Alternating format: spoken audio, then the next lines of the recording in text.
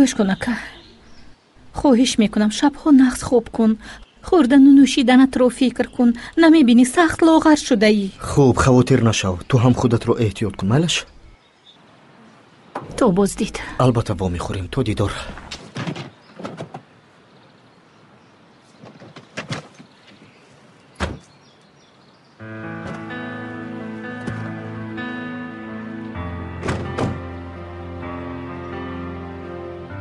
چی شد تو انسانوار رفتار کردی؟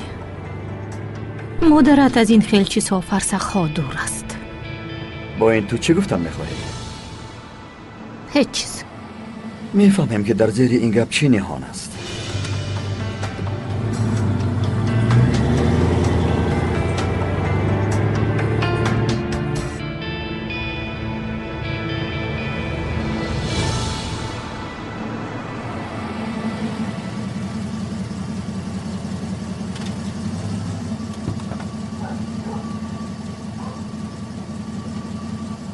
چیزهایی در باغش بوده رو ببرید. من میروم. جناب نمک شما را در پایان انتظار است.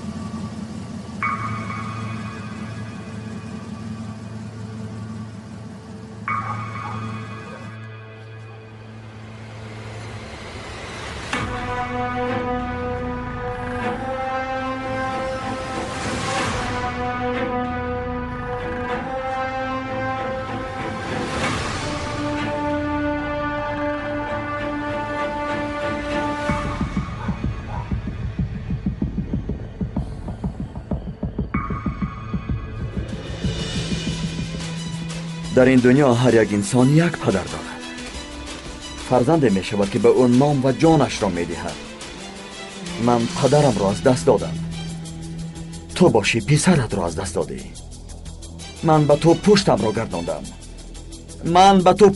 گرداندم. تقا من به تو مادرم را باور کردم، خواهرم را و نام خود را باور کردم و بار هم به تو خیانت نکردم.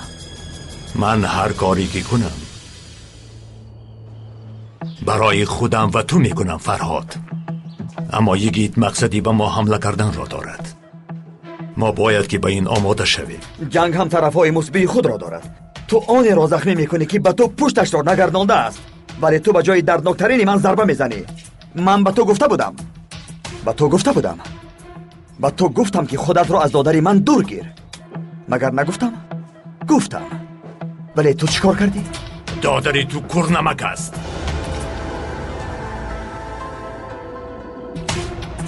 او میتواند من تو را به محبس اندازد. اکنون بگو کی به تو پشتش را گردانده است؟ من یا دادرت؟ اگر خواهین من باشم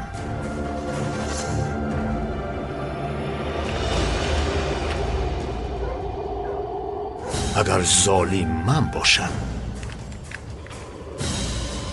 پران مرا.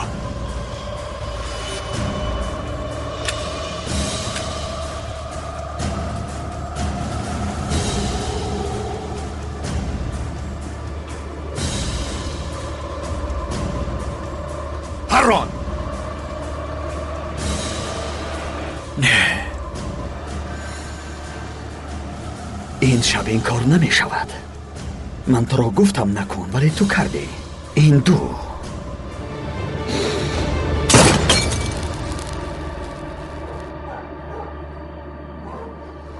ولی باری سیو من به سری تو می پرانم.